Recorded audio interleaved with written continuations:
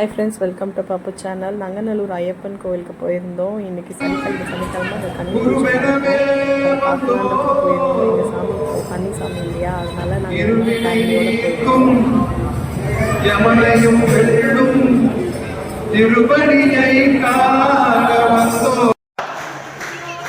கன்னி பூஜை அவ்வளோ பிரம்மாண்டமாக நடந்தது ஃப்ரெண்ட்ஸ். நீங்கள் ஒரு நாள் கண்டிப்பாக போய் ஐயப்பாவை நல்ல தரிசனம் பண்ணிட்டு வாங்க.